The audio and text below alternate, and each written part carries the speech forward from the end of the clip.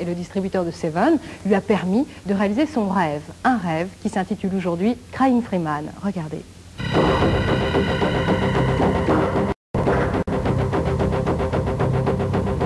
C'est la première projection officielle destinée à la presse, donc ça va être la première réaction sur le film de Christophe Gans, Crying Freeman. Alors on est un petit peu pas inquiet parce que le film est excellent, mais on attend de voir les réactions. Once in every generation, there comes a perfect killer. An assassin who never fails. They call him the Freeman. Qu'est-ce que vous avez pensé du film? C'est de la BD. C'est de la BD, si je le vois sous cet angle, ça passe.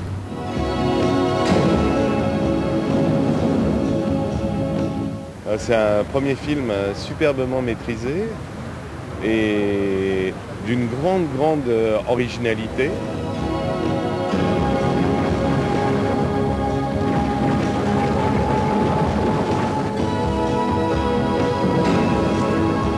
On sent les influences Scorsese, John Woo, et puis il respecte bien le genre, il a un code d'honneur sur le genre, ce qui est plutôt bien par rapport au film. C'est vraiment bien, vraiment.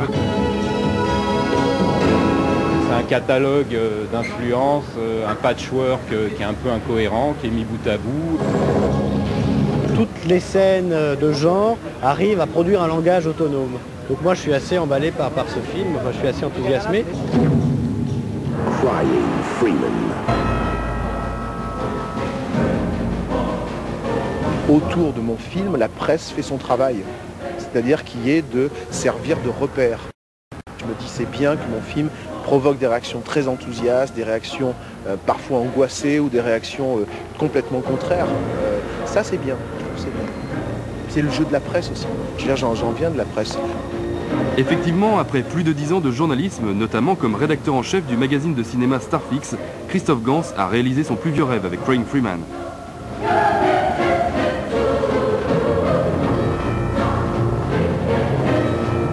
Tourné à Vancouver, cette coproduction entre le Japon, le Canada et la France est l'adaptation d'un manga très populaire au Japon. Avec cette histoire d'amour torturé entre un tueur à gages et sa victime sur fond de guerre des gangs, Gans fait son tribut à toute une mythologie asiatique.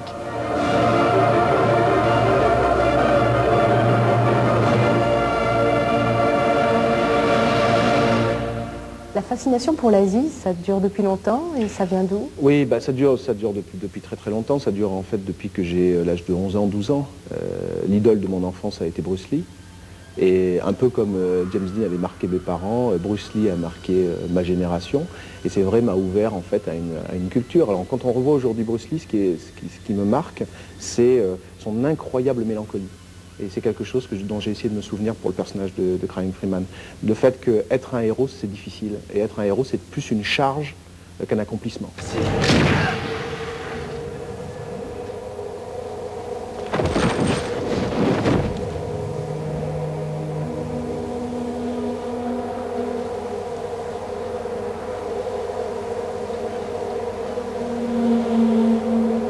C'est ça qui était intéressant dans le personnage de Crying Freeman, c'était de resituer aussi le personnage par rapport à sa violence. Souvent dans les films américains, le personnage arrive et il porte sa violence sur son visage. Là, ce qui est intéressant, c'est que Mark Dacascos arrive, on dit mais il n'est pas violent ce type. Mais si, il est violent et en plus, il le prouve parce que physiquement, il est capable effectivement des exploits qu'on voit dans le film. Donc c'est ça qui était intéressant, c'est ce paradoxe qui représente bien à mon avis justement ce que peut être un héros, un vrai héros moderne. Et vous, justement, le fait d'avoir pratiqué les arts martiaux, ça vous a aidé sur le tournage? Je crois que ça a été presque une endurance, non? Vous le dites vous-même que ce tournage était très dur. Oui, le film a été très dur à tourner, mais là où les arts martiaux me servent, c'est surtout sur la façon de bouger la caméra. C'est-à-dire que je fais toujours bouger la caméra en fonction d'une chorégraphie préétablie. J'ai réglé moi-même tous les mouvements de caméra que vous voyez dans le film, parce que la caméra est rarement statique, en fonction des déplacements des personnages. Et c'est en cela que les arts martiaux m'ont servi, dans la mesure où c'est aussi une appréhension de l'espace et du mouvement du corps. On avait perdu l'idée que c'est le corps de l'acteur qui pouvait mettre en scène la caméra et non pas le contraire. Expliquez-moi, quelle est l'importance des femmes pour vous dans ce film? Moi j'ai toujours été attristé de voir que les femmes étaient un peu la portion congrue dans le cinéma d'action, alors que normalement, si on suit les codes de la tragédie ou des grandes histoires, les femmes devraient être en fait le catalyseur de ces histoires. Et c'est pour ça que j'ai essayé de revenir à ça avec Crying Freeman, et notamment avec le personnage de la japonaise qui est effectivement influencé par l'ennemi Macbeth. Ike!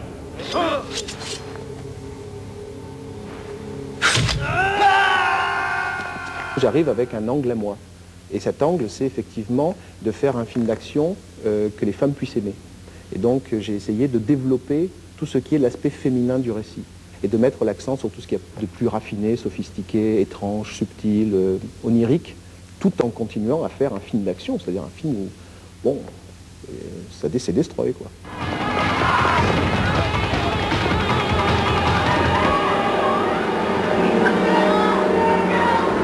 Et à vouloir faire un cinéma très référencé, avec beaucoup d'hommages, est-ce qu'on risque pas justement de tuer l'hommage? Est-ce qu'on risque pas même de tuer le film? Non, pas du tout. Pas du tout, parce que là encore, je fais du cinéma de genre.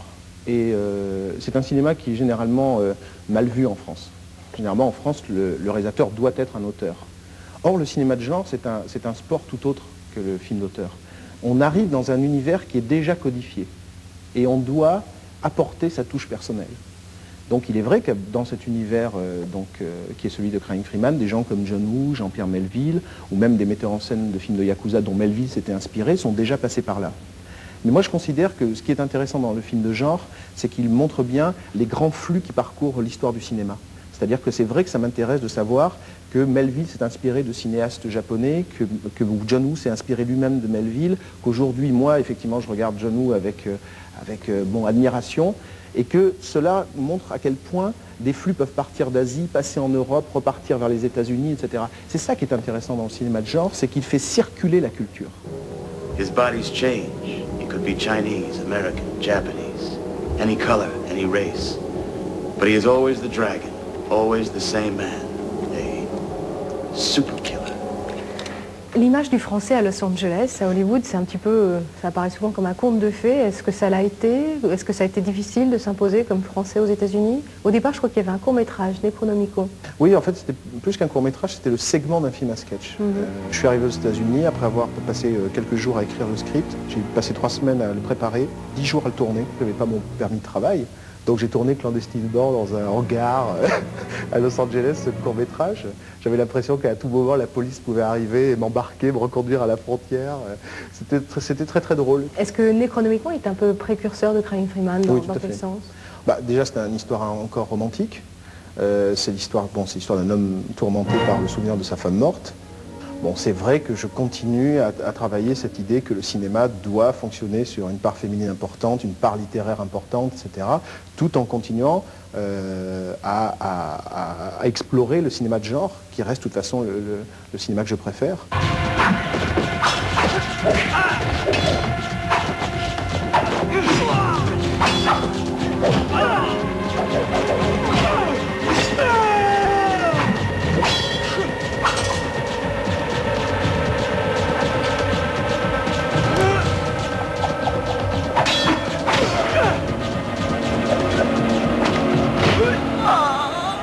Il y a une personne qui vous a beaucoup aidé aux États-Unis, c'est Samuel Hadida. Oui. Est-ce que vous pourriez nous dire comment vous avez collaboré et qui il est?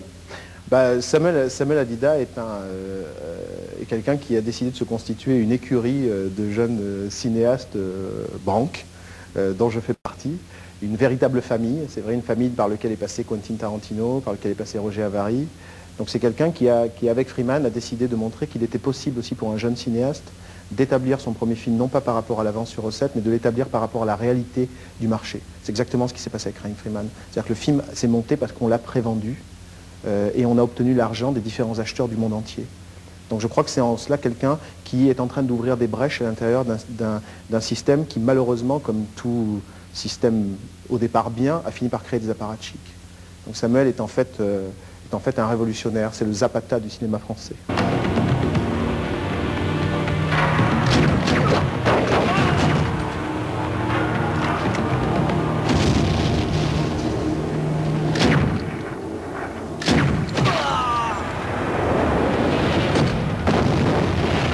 Vous savez pourquoi vous faites du cinéma? Je fais du cinéma pour rendre au cinéma le plaisir qu'il m'a donné. C'est tout simple.